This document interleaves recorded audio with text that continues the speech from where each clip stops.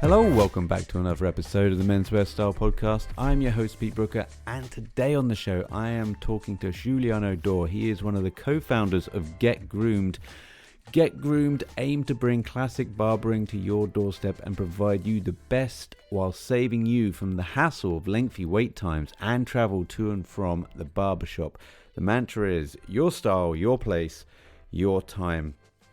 Get Groomed connects you with professional barbers in your area so that you can have the finest grooming services that caters to your style at a place and time that suits you. And to tell you more about Get Groomed is the co-founder, Giuliano Dore. We are based in London, UK at the moment. So that's where we operate most of our operations. So I'm the co-founder of Get Groomed Mobile Barbers. Get Groomed has been founded in 2017. The other co-founder is Sabrina Vijay Kumar, who happens to be my wife. We are currently the most popular website to book mobile barbers in the UK. Our niche offering is about that our barbers can go to your home, office, hotel. We also do events like festivals and weddings, and our barbers, they come with their tools, provide services like haircut, beard trim, wet shave, skin fades, and they take care of everything, including cleaning. Interesting. Fascinating. So take us back 2017, you and is it your then wife, or were you on the path to getting married? On the path. Okay, great. And so where did the idea come from? Where did it germ? So there's a funny story about that. So I've always been interested by the male beauty industry. I come from a place where men looking good and taking care of themselves was the norm. Maybe it's my Italian background, maybe it's the way the role models in my life have always been, but being well-dressed and well-groomed was always really necessary for me. The idea behind Get Groomed started when I was in London in 2017. I was trying to grow a very hipster combo consisting of a man bun with the sides and the back being neatly cut, commonly called undercut man bun. I don't know if you know about undercut man bun. I'm not familiar. It's aggressively hipster. Yeah. It was aggressively hipster in 2017. So I know of the haircut, but I just never knew of the terminology. So now I know. So yeah, I mean, I was living in Shoreditch in London. I was working for a media agency, also in Shoreditch. I was drinking IPA. It was clearly intentional. Clearly. Where did you go? Where did you go drinking around Shoreditch? Can you remember any of the bars? I'm gonna have to come back to you about this one. I remember one beer garden that was really popular near Blue's Kitchen. So there was this restaurant called Blue's Kitchen. There was this really popular beer garden. It's just one of those things down Brick Lane, down that way. Close by. Now they're down, not too far. Blue's Kitchen. It's I gotta check because my directions are terrible. So asking if I yeah. Well, as long as the IPAs were good, that's the main thing. Yeah, that was the most important. That was the most important. Sorry, I interrupted you. Carry on. Oh no, it's absolutely cool. It's absolutely cool. So I wasn't back in the days. I was newish to London. I was not really sure about shops. I couldn't find what I was looking for online. So I did an attempt to one shop in Camden Town where it was not that great. I was rushed like a farm animal. The result was atrocious. It took me months to regrow my hair and to redo my cut. So, an undercut man bun, you have to cut some specific part of your hair. And if there's a hole, it's over, it's game over. So I decided after that to take the situation in my own hand and start researching and vetting barbers. I was also working 8 to 8. So I was working a lot. I could only go to the salon after 8 p.m. So having a barber to come to mine was a better plan, especially after vetting. So at some point, we get that process going on. I get a nice barber working with me, comes to my place. And with Sabrina, we're discussing about it, and we realized that there was a big demand for people like myself who started, you know, who wanted to do something more, wanted to have some better services, not rushing, having a good consultation, something at home, something a little bit more of a luxury, you know. And we started working on a website for people to book with us, with the barbers that we previously vetted. And then the success was immediate. And we started getting queries from individuals, but also from companies. And when we started getting queries from companies, that's when we knew that we found something great. Interesting. Yeah, I do like the stories that begin with, well, I got this done and it wasn't good. And I knew there must be something out there that was better. And when you realize there's nothing out there that's better, then I better create it myself.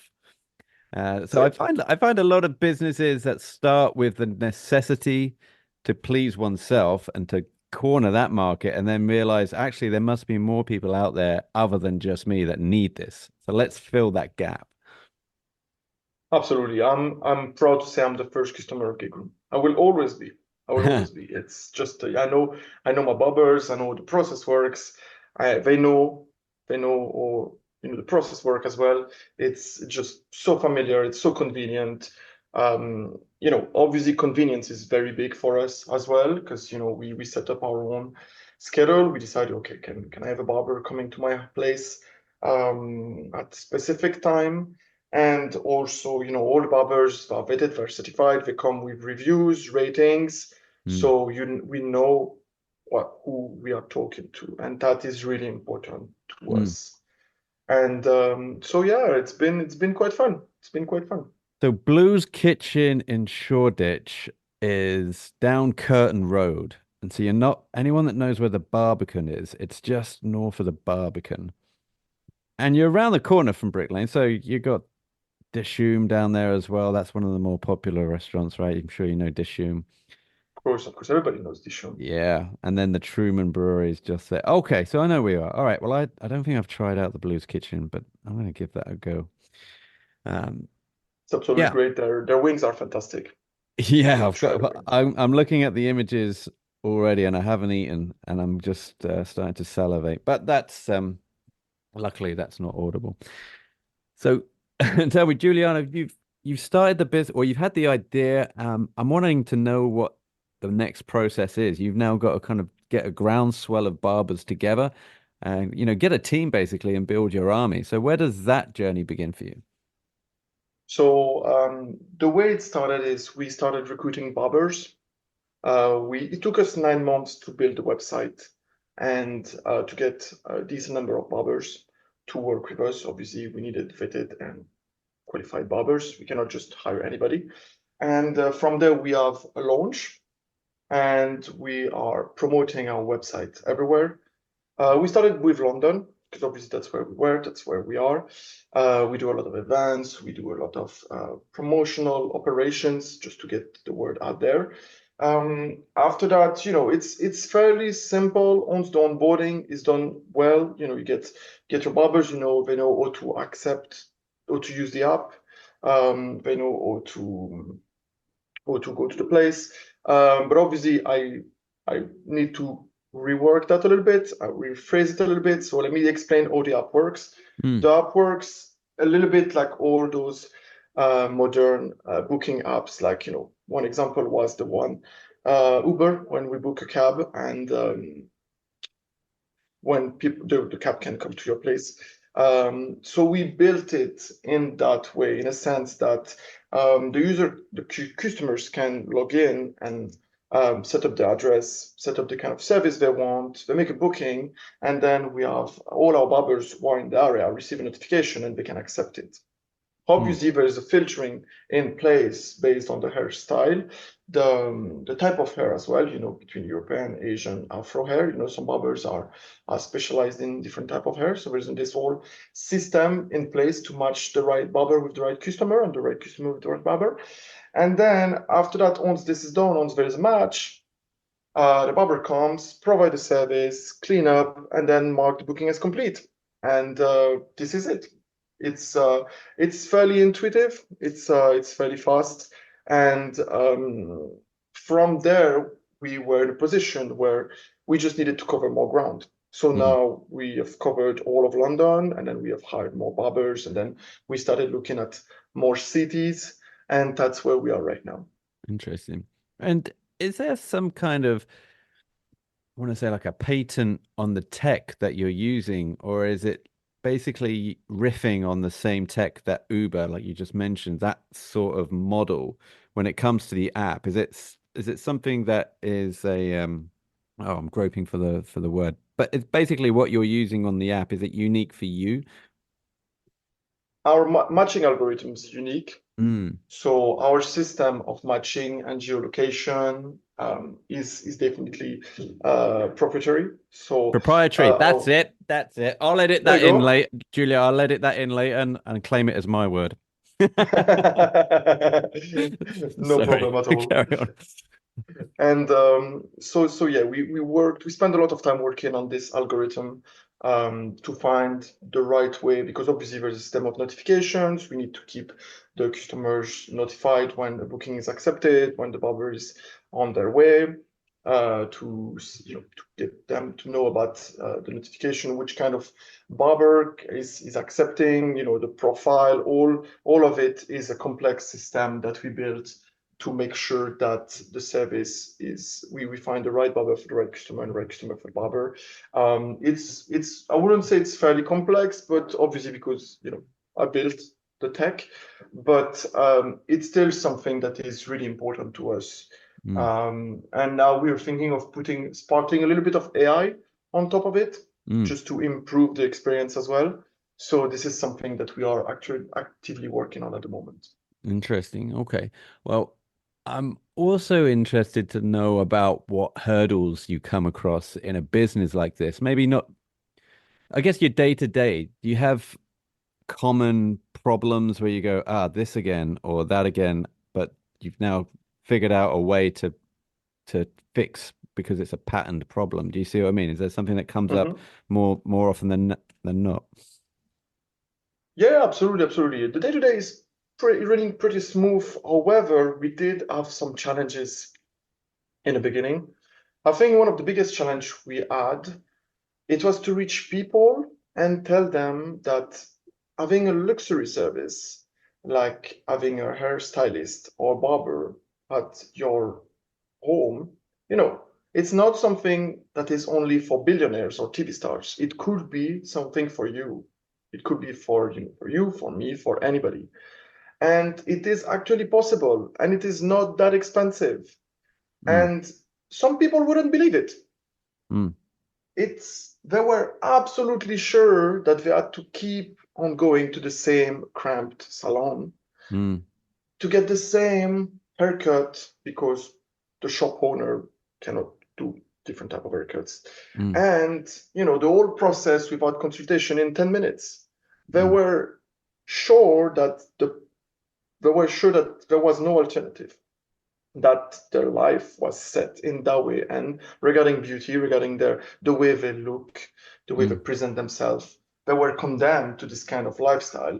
While we had to come to the people and tell them, actually, there's a solution out there. Actually, you could get barbers who have won awards, barbers who are in very, very working in very, very fancy shops in London, working to your house. Because obviously we work with barbers who do that full time, but we also have barbers who do that part time, who do that, there's a mm. little bit of, they decide their own schedule. It's very flexible.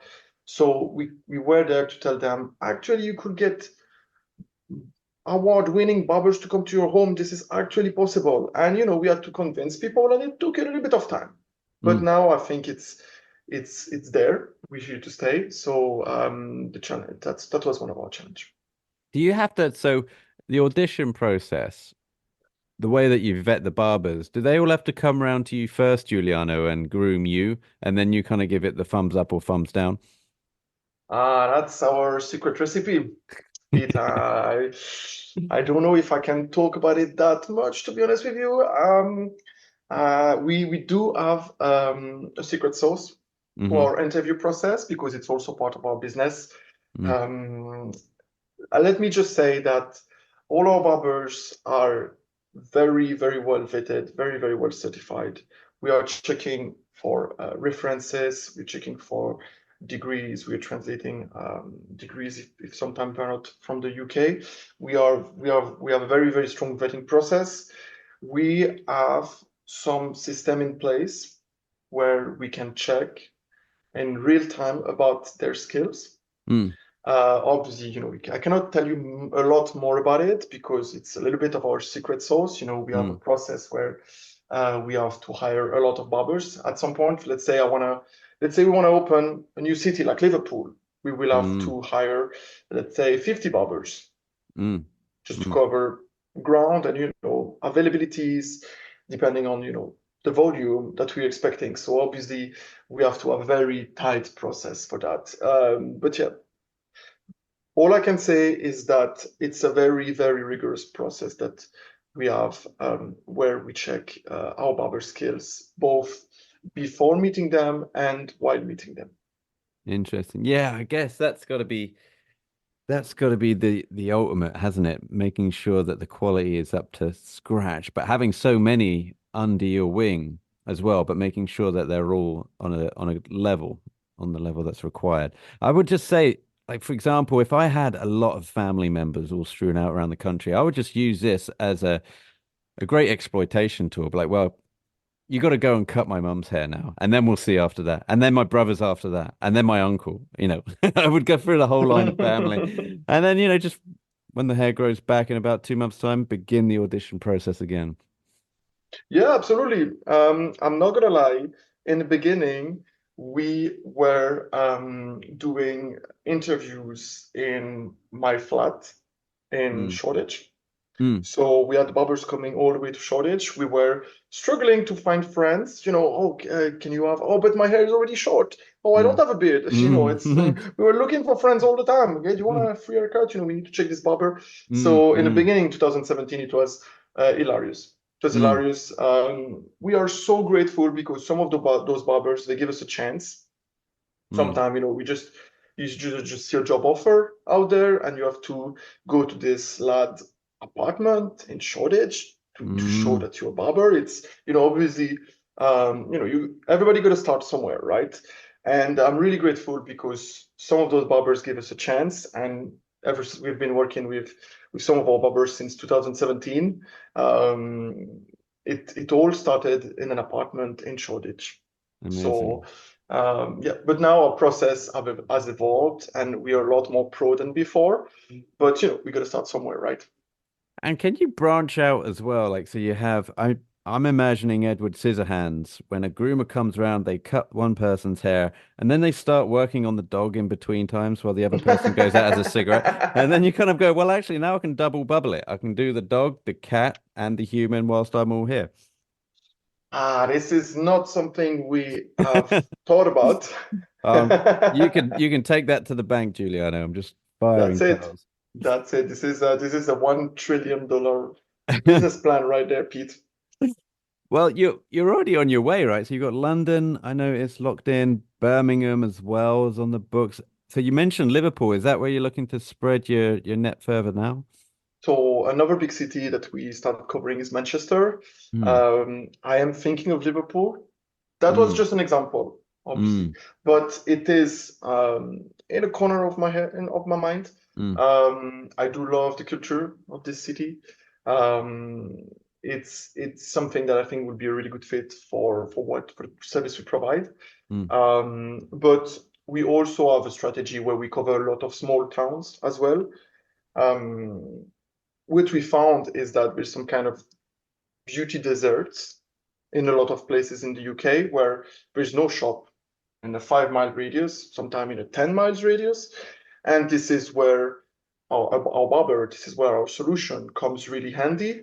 And obviously, the big cities are really important, but we also want to focus on the small towns because those deserts, those people living in those places where there are not enough shops or not enough shops for the hair type, this mm. is also where we want to go. But then you got to think also, when I hear that sort of talk, I think about if you're on the high street and there's nothing but fish and chip shops, right? And you go, well, the last thing this town needs is another fish and chip shop. I'm going to start up an Indian. And then the Indian just doesn't take off because all the town wants is fish and chips, right? So my point is, if you're in a town where there's no barbers, maybe it's not the sort of town that requires that. Maybe it's something that they're not thinking about. Whereas if you're in a town and it's just barber after barber after barber, and you think, well, it's saturated, well, this could be your way in because you know there's going to be a market, an appetite for what you're providing. Oh, absolutely. I think there's definitely some truth in that. Obviously, we do a lot of market research.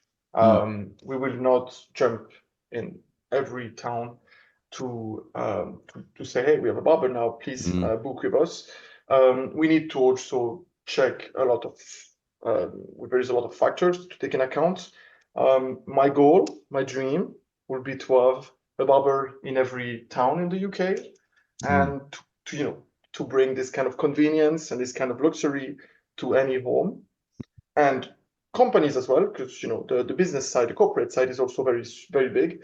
So we want to bring this kind of convenience and also this kind of I'm looking for the word now. Now I'm the one missing a word. Yeah, well, look, I think what I derailed you by talking about fish and chips and Indian because we were talking about wings before, and before we turned the mics on, it was Italian food, and I gotta say, I'm ready to get something down me. Listen, Giuliano, it's been a pleasure talking to you, learning about the business getgroomed.com. You can find some links over on the show notes at Menswear Style and follow you guys on the social.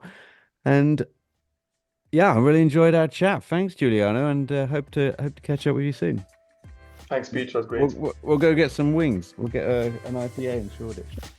That would be great. That would be amazing.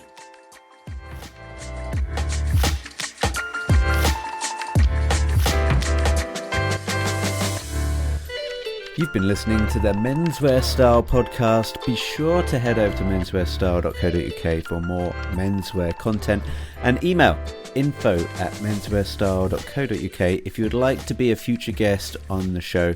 Finally, please help support the show by leaving a review on iTunes or wherever you're listening to this podcast. Until next time.